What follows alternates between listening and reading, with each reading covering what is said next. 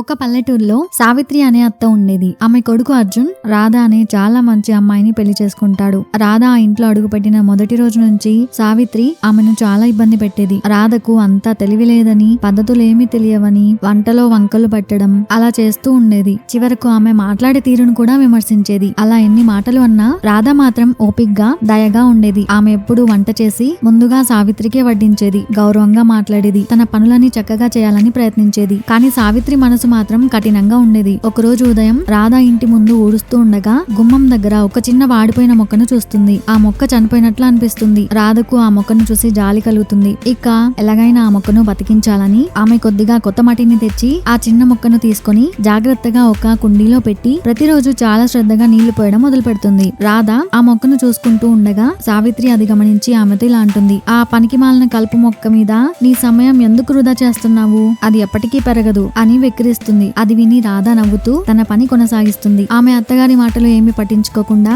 రాధ అలాగే రోజు రోజుకు ఆ మొక్కను జాగ్రత్తగా చూసుకుంటుంది. అలా నెమ్మదిగా ఆ చిన్న మొక్క మళ్లీ ప్రాణం పోసుకుంటుంది. దాని పచ్చని ఆకులు తిరిగి వస్తాయి. అది పొడవుగా బలంగా పెరుగుతుంది. ఒకరోజు మధ్యాహ్నం సావిత్రికి ఒంట్లో బాగోదు. ఆమెకు తలనొప్పి వచ్చి బలహీనంగా అనిపిస్తుంది. అప్పుడు రాధ అది గమనించి ఆమెను అడగకుండానే సావిత్రికి నచ్చినట్లు ఒక ప్రత్యేకమైన మూలికల టీని ఇస్తుంది. ఆమె నుదుటిపై చల్లని తడిగుడ్డను ఉంచుతుంది. అలా చేయడంతో సావిత్రికి కొంత ఉపశమనం కలగడంతో ఆమె రాధ వైపు చూస్తూ ఆ తర్వాత ఆమె కుండీలోని మొక్కను చూస్తుంది. ఇప్పుడు ఆ మొక్క నిండుగా ఆరోగ్యంగా సువాసన గల పువ్వులతో ఆ మొక్క ఉంటుంది. రాధ ఆ చనిపోతున్న మొక్కను ఎంత ఓపిగ్గా పెంచిందో ఆమెకు గుర్తొస్తుంది. ఆ క్షణంలో సావిత్రి మనసులో ఏదో మార్పు వస్తుంది. తన కోడలు తనని అడగకుండా తనంతట తాను చూపిన దయను, ఆమె ఓర్పును మరియు కేవలం మొక్క పట్లనే కాకుండా తన పట్ల కూడా చూపిన ప్రేమను, నిస్వార్థమైన శ్రద్ధను ఆమె గమనిస్తుంది. రాధ ఎలాగైతే మొక్కను మళ్లీ ప్రాణం పోసిందో అలాగే అన్ని కష్టాలు పడినా తమ బంధాన్ని పెంచడానికి ప్రయత్నించిందని ఆమెకు అర్థమవుతుంది. అప్పుడు సావిత్రి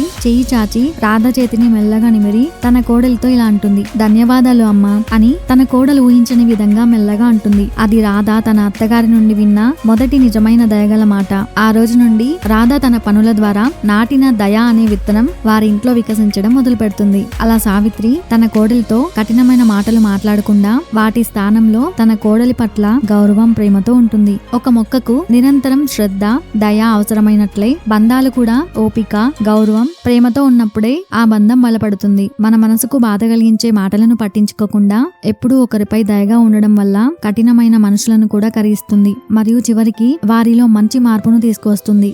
ఇలాంటి మరికొన్ని కథలు అలాగే ఇంట్రెస్టింగ్ విషయాల కోసం ఛానల్ ని ఇప్పుడు సబ్స్క్రైబ్ చేసుకోండి. అలాగే కంటెంట్ నచ్చితే ఒక లైక్ చేయండి. Thank you for watching.